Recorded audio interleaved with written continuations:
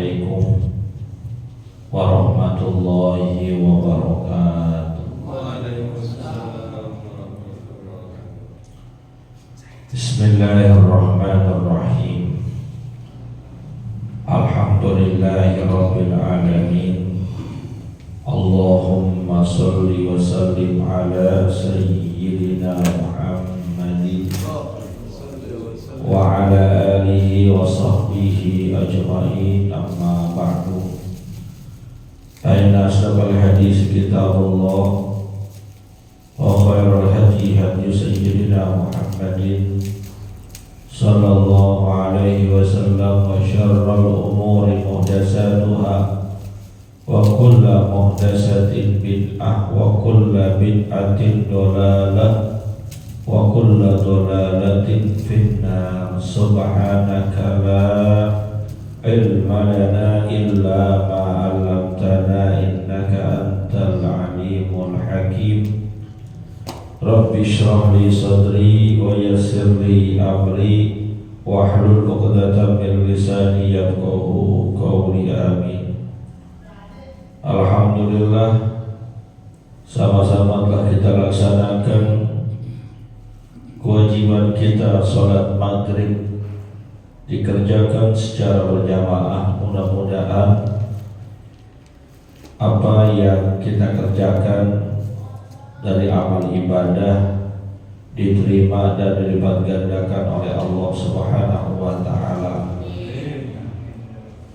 Kita awali pengajian ini dengan membaca suratul Fatihah. Kita niatkan pahalanya sampaikan kepada pengarang kitab yang kita kaji, yaitu Syekh Zainuddin bin Abdul Aziz bin Zainuddin Al-Maribari, juga kepada Syekh Ihsan bin Dahlan Jabes Kediri, juga kepada orang-orang yang telah berjasa mewakafkan harta dan tanahnya untuk kepentingan masjid kita ini, pada orang-orang tua kita, kakek nenek kita, sanak famili, saudara serta guru-guru kita yang telah meninggal dunia, wabil khusus mereka yang pernah menyebarkan ilmunya di tempat kita. Semoga Allah Subhanahu wa ta'ala ampuni segala dosa dan kesalahannya. Allah terima amal ibadahnya. Allah jadikan kuburnya raudhah min riyadil jannah biniyatil qabul wa bijahir rasul. Al-Fatihah.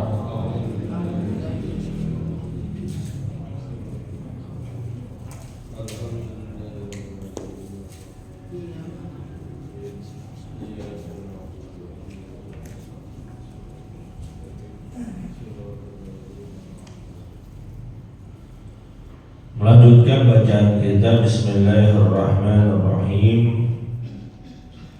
Wa huwa an marsad al-gunawi inna sarrakum an tuqbala salatukum falyahummukum ulama'ukum fa innahum waqtukum bima bainakum wa baina rabbikum wallahu a'lam. Hadirin jemaah yang dimuliakan oleh Allah Subhanahu wa ta'ala, masih dalam pembahasan kitab Irsyadul Ibad ila Sabilir Rasyad yang saya gantengkan dengan penjelasan dari kitab Manahijul Imdad pada pembahasan tentang sholat berjamaah. Ada sebuah riwayat yang mengatakan inna sarrakum an tuqbala sholatukum, sesungguhnya hal yang membahagiakan kalian, yang membuat kalian girang diantaranya adalah antuk bala sholatukum, apabila sholat yang kalian kerjakan diterima oleh Allah Subhanahu wa ta'ala sebagai amalan ibadah, tercatat pahalanya, dibayar tunai oleh Allah nanti di akhirat. Pengertian sebaliknya, apabila Kita udah capek-capek sholat di dunia, mengerahkan energi, mengerahkan tenaga, tetapi sholat yang kita kerjakan ternyata tidak diterima oleh Allah dikarenakan syarat-syaratnya belum terpenuhi oleh kita. Maka nanti kita akan lihat girang banget di hadapan Allah. Ternyata sholat-sholat yang kita kerjakan di dunia pahalanya kelihatan. Kan semua amalan kebaikan maupun keburukan kita bakal kelihatan tuh. Kita bisa lihat pahalanya jelas, balasannya jelas. Faman ya'mal mithqala dzarratin syarran yarah wa man ya'mal mithqala dzarratin syarran yarah. Perkara kemaksiatan yang kita lakukan walaupun kecil, walaupun sedikit, walaupun sembunyi-sembunyi, kita bakal lihat itu. Lihat ulangan video yang kita lakukan saat di dunia dan lihat juga balasan dari Allah Subhanahu wa ta'ala. Begitu pula ketika amalan perbuatan baik yang kita lakukan walaupun kecil, walaupun sedikit, walaupun mungkin tidak banyak orang yang tahu, tapi kelak amalan tersebut akan kita lihat balasan pahalanya. Begitu pula sholat yang kita kerjakan sehari semalam 5 waktu, kita sadar ini sebuah kewajiban dari Allah Subhanahu wa ta'ala. Sekarang pahalanya belum kita lihat, buktinya belum kelihatan. Orang banyak sholat, ame orang gak pernah sholat, ya tampangnya begitu-begitu juga. Bahkan kadang orang yang gak sholat tampangnya lebih putih dari kita, kulitnya lebih jernih, lebih glowing dari kita. Orang mereka pakai skincare, ngerti ke skincare?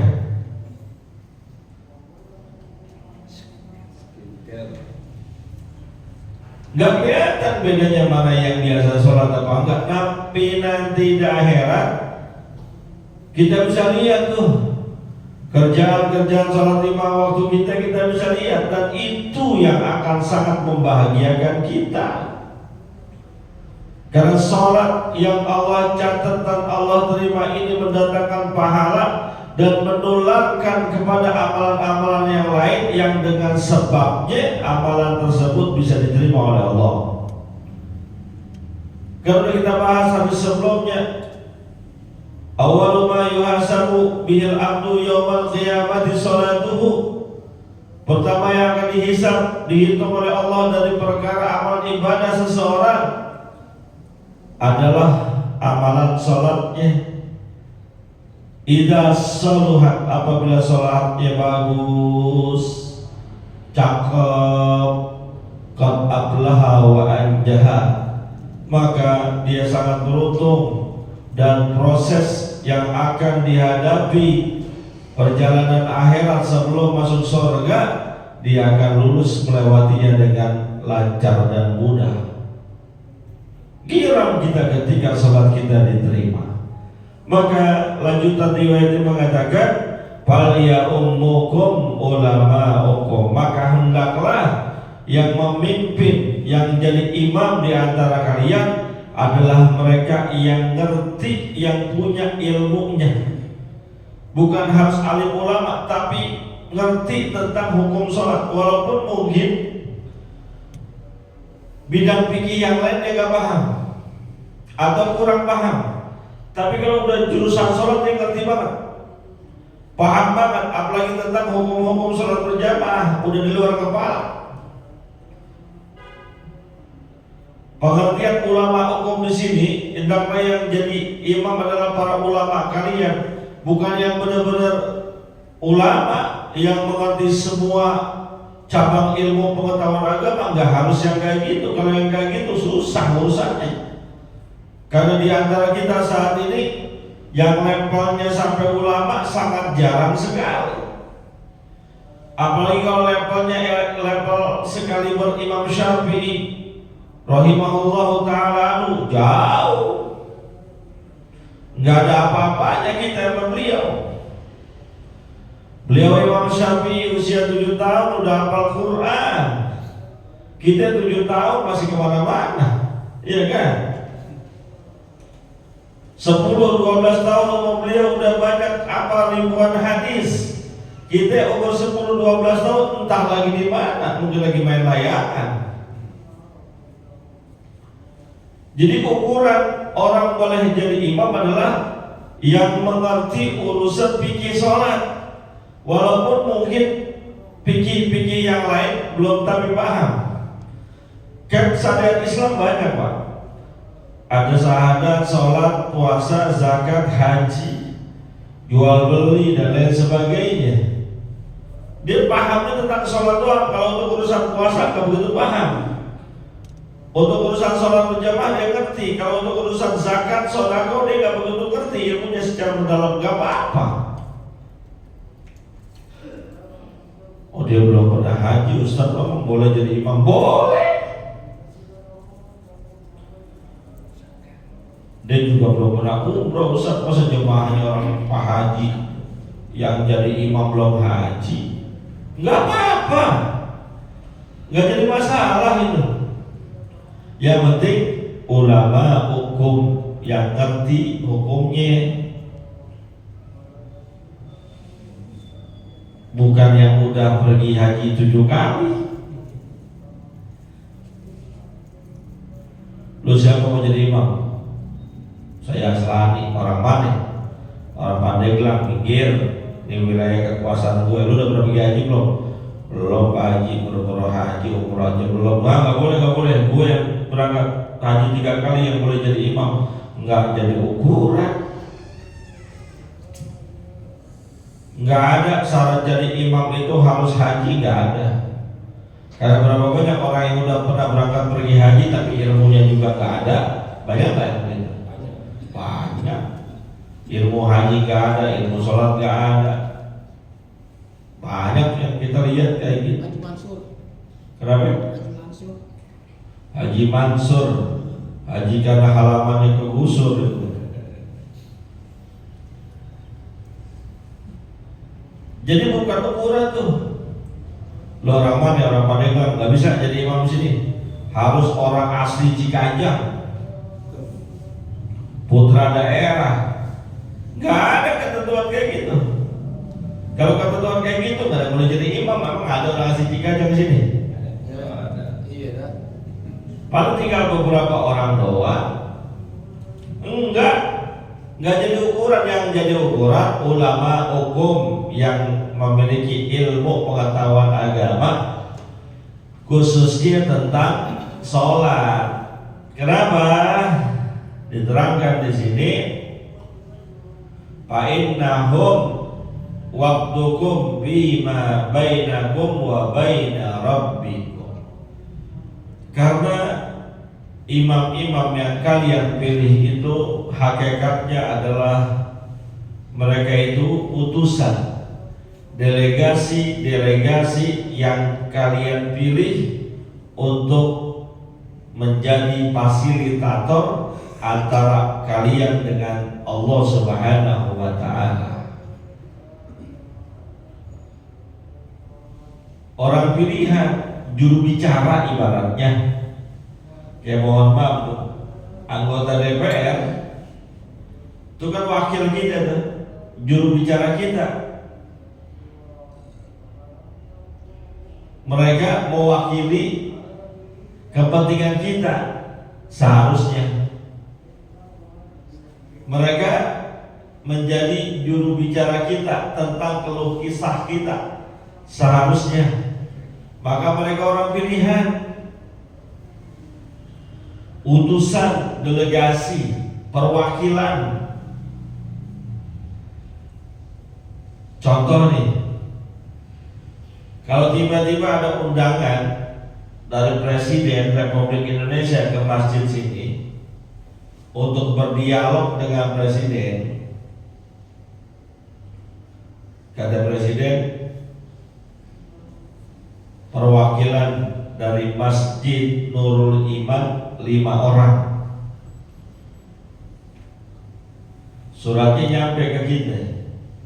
Kira-kira yang 5 orang itu yang kita tunjuk orang biasa atau orang pilihan?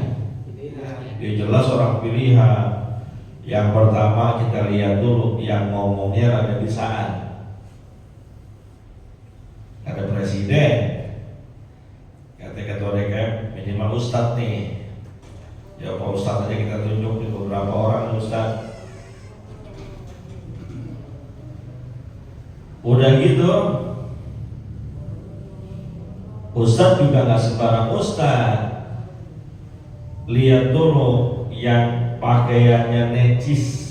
Ya kalau ketemu presiden pakaian sembarangan kan nggak pantas, nggak elok. Lihat yang pakaiannya necis siapa? Yang tutur kata bahasanya rapi, yang bisa menyampaikan maksud dan tujuan dari seluruh jamaah Masjid Nurul Iman. Karena pesan-pesannya itu harus sampai. Nah begitu juga ketika seseorang ditunjuk jadi imam, dia adalah wasilah, fasilitator, utusan, perwakilan para jamaah untuk memfasilitasi dialog komunikasi dengan Allah. Maka tunjuk yang rapi, yang mumpuni, yang memiliki kompetensi, yang memiliki kemampuan. Jangan ditunjuk sembarangan. Yang ngerti tata caranya, etikanya, dialognya. Itu yang diberi yang kayak gitu. Yang memiliki pengetahuan, yang memiliki kompetensi. Jangan ditunjuk sembarangan. Ustaz, mantan preman boleh gak jadi imam? Ya kalau tuh mantan preman ngerti hukum sholat, dia tobat lalu belajar tentang ilmu agama, dia pelajari bacaan Quran dengan baik, dia pelajari fikih sholat dengan baik, silakan. Mantan preman boleh. Dia mantan preman Ustaz, ya elah, kita kan rasanya kagak enak banget. Dia mabuk dulu kita yang gotong. Ya kan mantan preman. Berarti kalau udah mantan preman berarti udah bukan preman lagi. Udah tobat.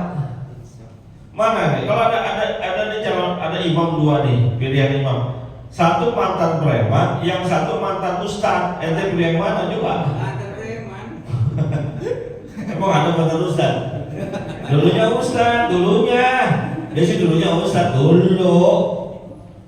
Sekarang sih pas udah kena janda berambut pirang udah bukan ustad lagi udah.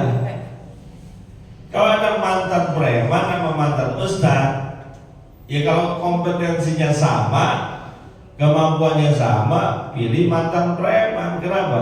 Mantan preman berarti udah bukan preman, bisa boleh jadi ustad. Kalau mantan ustad berarti udah bukan ustad. Gitu. Ustaz ada nih orang yang kita tahu udah perilakunya nggak bagus, perilakunya kadang-kadang nggak enak dilihat, tapi bacaan Qurannya bagus, fikih sholatnya bagus. Di tempat itu udah nggak ada lagi selain dia. Bagaimana? Boleh kan dia jadi imam? Boleh. Boleh. Emang nggak ada lagi. Kalau masih ada lagi, pilih yang lempengan dikit, pilih yang mulusan dikit. Pinter sih dia, pinter Pak Ustaz, pinter banget dah, cerdas banget dah. Tapi dia kerjanya tukang parkir, boleh gak? Boleh gak? Ya boleh. nggak apa-apa.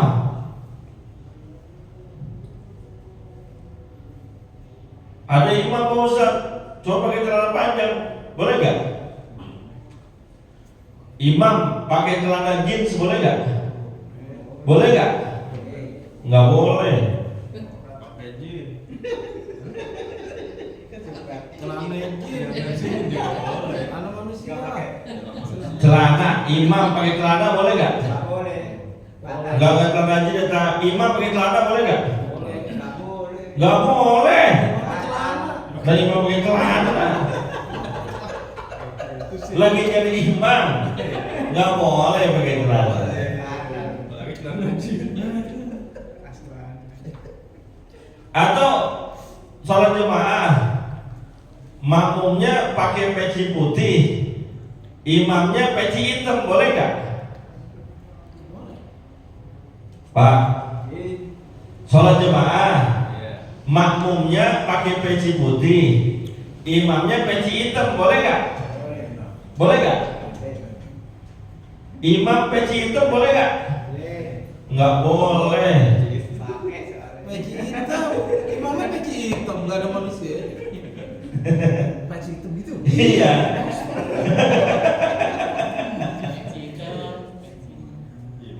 Imamnya ginian gitu. Boleh. Nggak boleh Pak kalau imam peci hitam. Kalau imamnya pakai peci hitam boleh. Tadi begitu. Jadi kita kembali ke rada serius sedikit bahwa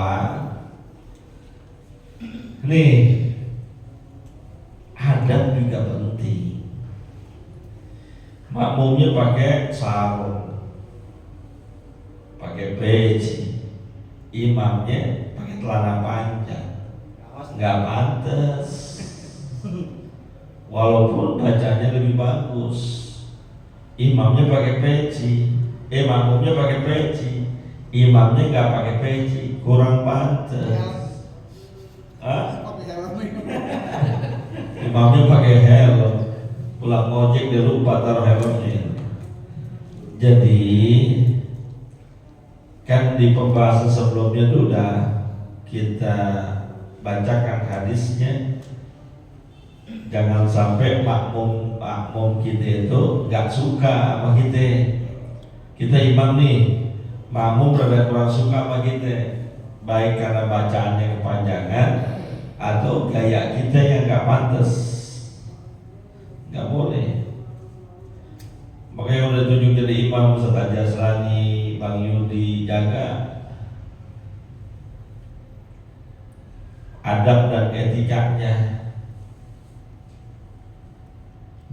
Kurang-kurangin dan nongkrong di pinggir jalan ngerokok, kurang-kurangin. Gak apa-apa ngerokok, tapi kurang-kurangin.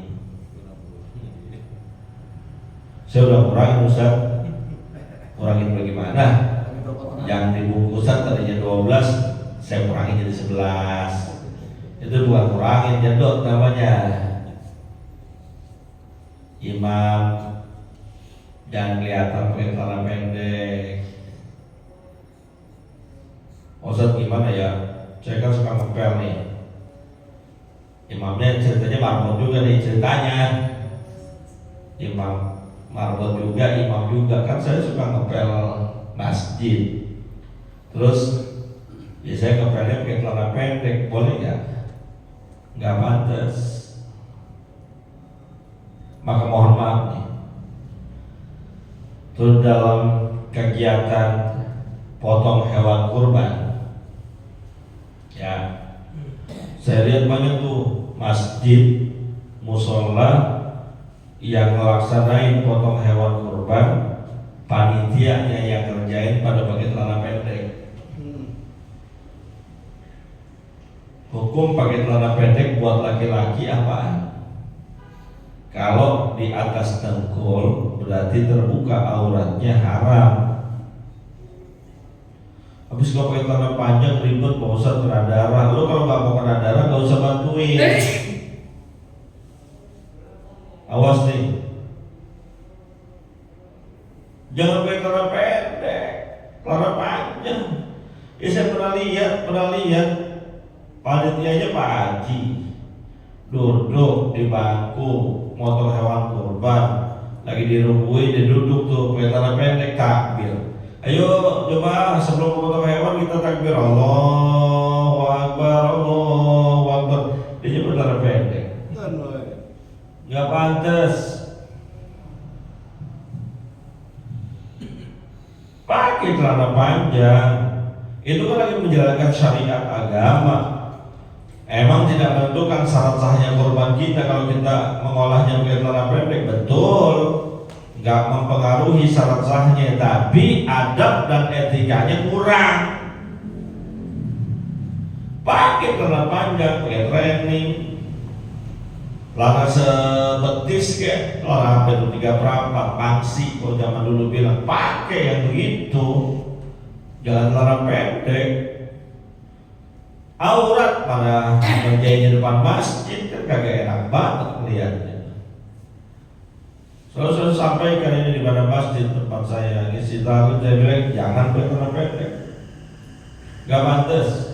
Apalagi kalau udah mulai naik khutbah yang sudah diangkat jadi khotib, itu kudu hati-hati lagi. Muruahnya, wibawanya harus lebih dipertahankan, lebih ditingkatkan, nggak boleh sembarangan.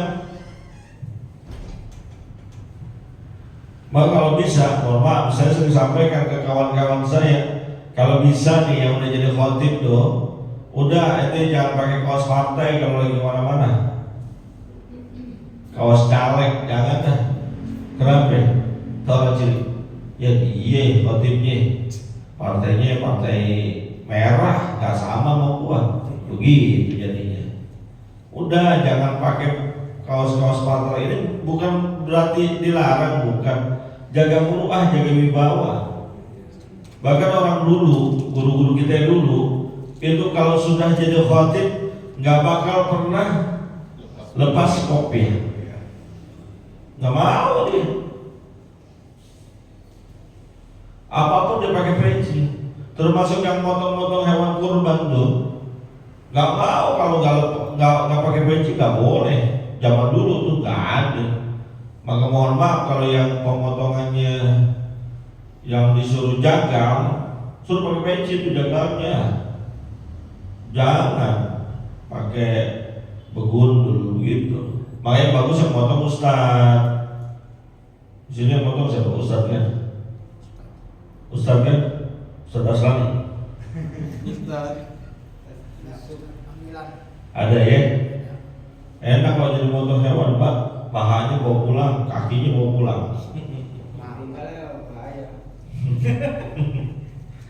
Begitu, adab muruah jaga. Yang udah jadi imam, jadi khotib, jangan sembarangan tingkah lakunya. Yang bagus pakai putih, yang bagus. Kalau nggak ada yang paling nggak polos, jangan ada tulisannya, bacaannya. Imam pakai kaos ada bacaannya lagi belakang. Elok Bali, iya. Ya repot kalau lagi jalan-jalan ya. Sholat di mall kadang-kadang tuh imam kan sembarangan aja, yang ada aja jadi imam. Belakang tulisannya I love Hong Kong. La haula wala quwwata. Ya bukannya haram sih, cuma gak enak aja. Maka yang jamaah juga, yang makmum juga, yang polos aja lah. Kalau mau biru polos, hijau polos. Kalau mau putih bagus. Jangan yang ada bacaan-bacaannya. Bacanya di belakang, dia baca di depan. Makmum yang belakang kan baca tuh mangkok cap ayam jago madain Ajinomoto, kan begitu. Ganggu yang lain. Ya, jadi para imam-imam kita adalah delegasi yang ditunjuk sebagai fasilitator antara kita dengan Allah Subhanahu wa Ta'ala. Pilih yang bagus, pilih yang cakep. Lanjutannya wa Muslim an Ibnu Mas'udin radhiyallahu ta'ala anhu ya ummul qauma aqra'uhum li kitabillah. hendaklah yang memimpin atau yang jadi imam di antara satu kaum itu adalah aqra'ukum li kitabillah, yang paling fasih bacaan Qur'annya, yang paling paham tentang Al-Quran. Cari itu yang paling cakep, yang suaranya cakep, yang tajwidnya cakep, yang hukum-hukum bacaannya cakep. Pilih dulu itu tuh. Ada sih suara cakep, tapi tajwidnya gak cakep.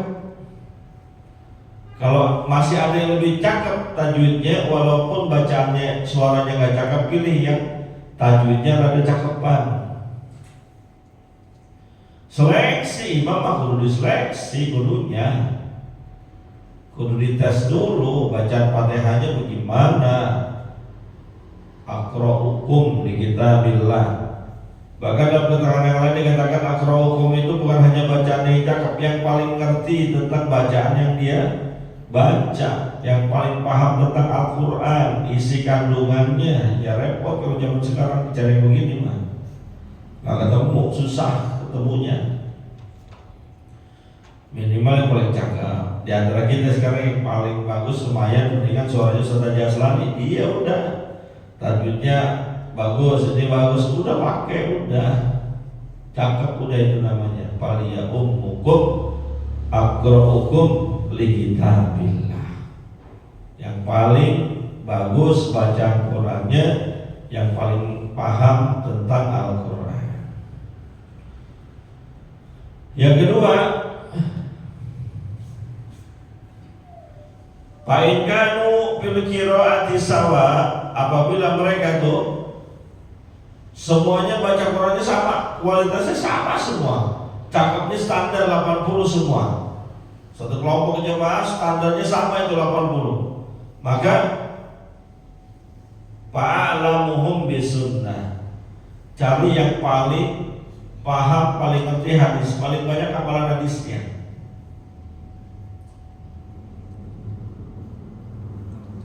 Berarti ini merujuk kepada keilmuan, standarnya ilmu nih. Kalau pengetahuan Al-Qurannya sama, kualitas bacaannya sama, maka cari di antara mereka itu yang paling paham tentang hadis, paling banyak hafalan hadis. Tahunya dari mana? Ya dites. Kita kan belum pernah ada tes dari imam ya. Di sini ada nggak tes dari imam? Nggak pernah ada.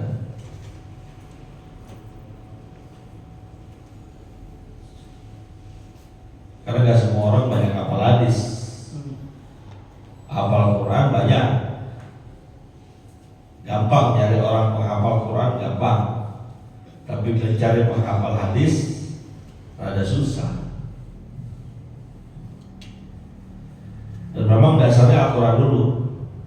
Imam Syafi'i rahimahullah ta'ala anhu sebelum banyak menghafal hadis-hadis Nabi, Al-Quran dulu dasarnya dihafalin, baru hadis ya. Paling gak emang kompetensinya keilmuan, gitu aja. Lanjutannya, fa'in kanu bisunnati sawa, apabila mereka Qur'annya sama, pengetahuan hadisnya sama, bagaimana milihnya? Maka fa'aqdamuhum hijratan, yang duluan hijrah. Ini ceritanya ketika di zaman Nabi itu kan orang-orang yang hijrah ke Madinah tuh nggak barengan. Yang hijrah ke Madinah itu sembunyi-sembunyi, sekelompok-sekelompok. Jadi kalau saat itu di zaman Nabi, salah satu ukurannya ya pertama kali hijrah ke Madinah. Kalau kita nggak begitu deh, Qurannya sama, pengetahuan hadisnya sama, maka cari yang duluan tinggal di situ. Kan nggak semuanya orang pendatang, nggak semuanya penduduk asli.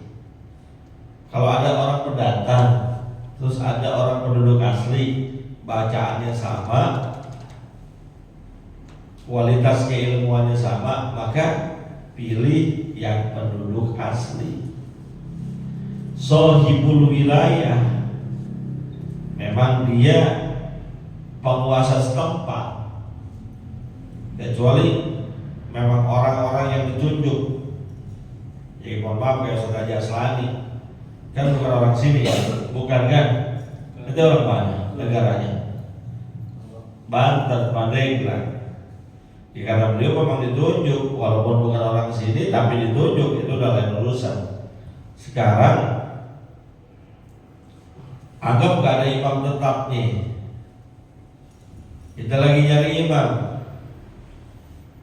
Kata Nabi, patokannya lihat Qur'annya yang paling bagus siapa, ternyata sama kualitasnya. Lihat pengetahuan tentang hadisnya, ternyata sama pengetahuan tentang hadisnya. Nah, kalau begitu lihat yang mana duluan tinggal di daerah situ. Kudu dicek juga. Lu kapan di sini? Lu dari mana? Gue dari Jawa. Lu? Gue dari Banten. Kesini tahun berapa?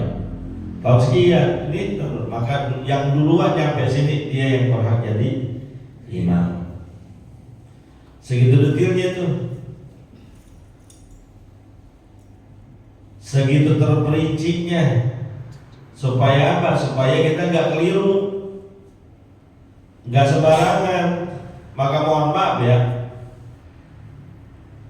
saya kalau sholat jahar, sholat kan yang bersuara kencang di tempat umum seperti mall, saya sholat nih berjamaah, saya pilih saya maju. Kenapa? Karena kalau orang lain yang maju, saya nggak tahu kualitas bacaannya. Tapi kalau saya sendiri, gue tahu kualitas bacaan gue kayak gimana gitu. Bukan berarti saya lebih bagus, bukan. Karena kalau saya ikut kepada orang yang bacaan Fatihahnya nggak bagus, sholat saya, jamaah saya salah, nggak diterima, tertolak. Kenapa? Karena nggak boleh orang yang bagus bacaannya ikut kepada orang yang jelek bacaannya. Daripada nanti saya ragu-ragu, ujung-ujungnya muparokok, mendingan gue yang maju jadi imam. Tapi kalau di kampung sendiri mah saya jarang banget jadi imam, jarang banget. Kalau nggak kepepet mau enggak, yang lain aja duluan. Begitu. Jadi yang duluan tinggal di situ siapa? Itu patokannya. Senioritas. Jangan sampai gara-gara imam, penentuan imam terjadi kecemburuan sosial. Apalagi zaman sekarang di masjid-masjid tertentu itu jadi imam rawatib, bukan imam tarawih aja. Jadi imam rawatib itu dibayar di beberapa masjid tertentu. Saya tahu masjid-masjidnya untuk sholat-sholat rawatib harian dibayar. Jangan sampai itu jadi kecemburuan sosial. Yang selanjutnya, Pa'inkanu fil hijrati sawa fa'aqdamuhum sinnan. Kalau ternyata setelah diteliti dilihat ini orang sama-sama pendatang atau sama-sama orang situ, emang orang situ, lahir di situ, brojol di situ, gede di situ, terus maka dahulukan yang usianya paling tua, yang mudaan kalah. Tapi selama bacaannya fasih. Kalau saat muda fasih, semakin tua kan giginya banyak yang copot tuh, lama-lama kefasihannya kurang. Tahu diri, mundur, kasih yang mudaan. Jangan mentang-mentang gua ustad, gua orang sini, tuaan juga gua, lu surat gua yang gendong, lu jangan bilang-bilang gua jadi imam. Gak boleh.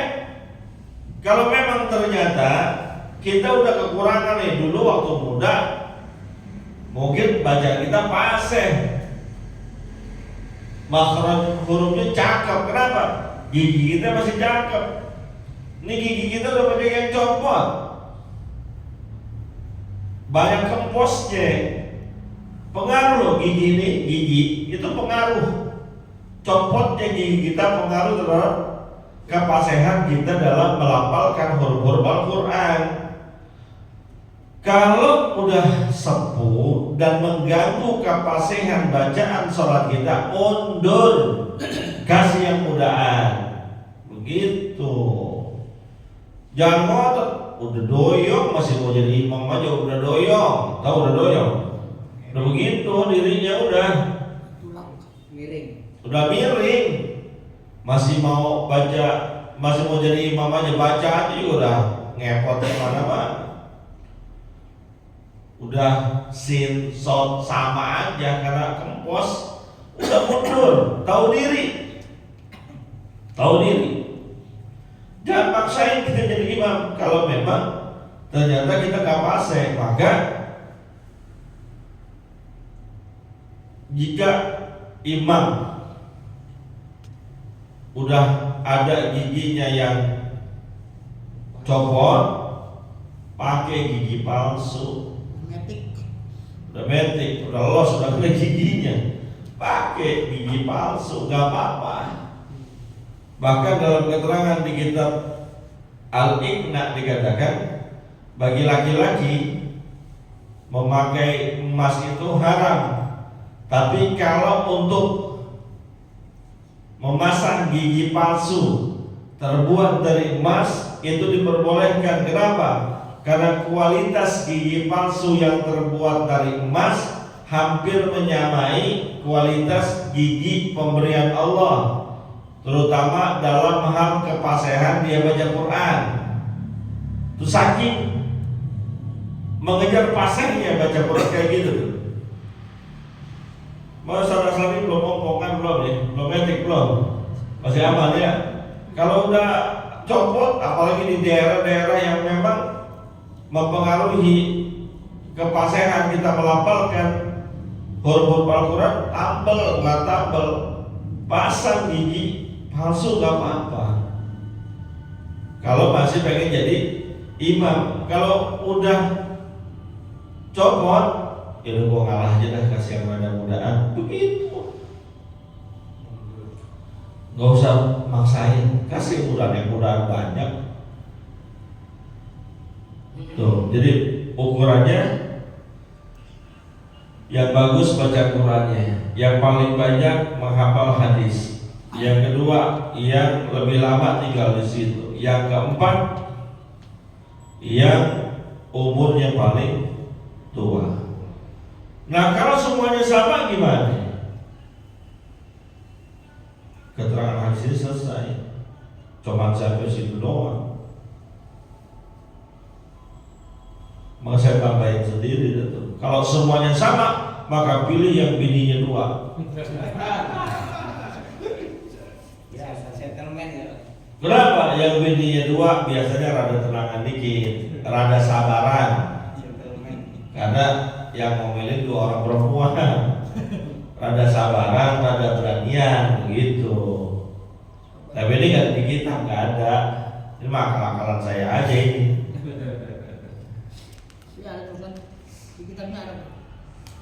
Tapi keterangannya nggak valid, walaupun di kitabnya ada, tapi nggak valid keterangan, karena kalau standar hadis cuma sampai yang paling tuaan gitu. Kalau masalah yang bininya dua ya itu mah kembali kepada keberanian masing-masing, betul ya? Ini kan rata-rata bininya itu semua. Atur bini, itu berapa? Satu. Berarti cemen masih ya. Bini satu cemen. Bini dua gentleman. Bini tiga Superman. Superman nggak ada di sini. Ada Superman nggak ada. Yang gentleman lagi nggak hadir. Ada tapi lagi nggak hadir. Berarti yang cemen termasuk dua. Mudah-mudahan ada manfaatnya. Sebelum saya tutup, ada yang mau nanya, silakan. Pak Ustadz, tadi masalah makmum enggak senang kepada imam. Bagaimana kalau enggak senang tentang kepribadian? Misalkan dia punya masalah, pas ketemu istilahnya dia lagi ngimamin. Nah, itu gimana tuh? Benci kepada imam karena ini cuma kepribadian masalahnya apa? Ada masalah apa gitu, kebetulan dia punya ibaratnya musuh lah. Punya musuh, kebetulan musuhnya lagi jadi imam, ya gimana itu? Kalau yang personality kayak gitu enggak. Misalnya gini, jangan kayak gitu ya. Misalnya gini, ada imam, terus makmumnya minjem duit sama imam, Ya mungkin itu.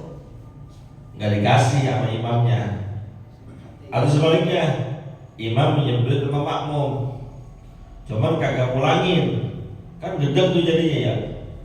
Pas dia sholat, dia lagi yang jadi imam.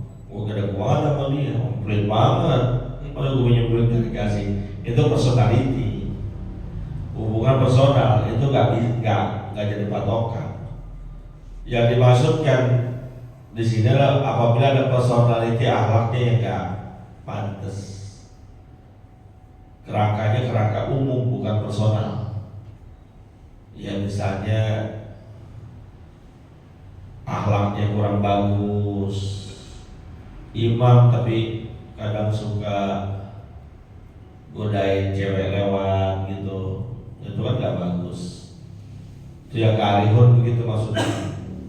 Makmum gak demen sama dia, bukan karena personality yang tadi, bukan, tapi karena ada karakter dia yang gak pantas kalau dia jadi imam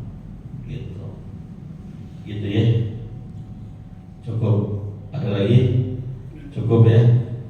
Al-Fatihah.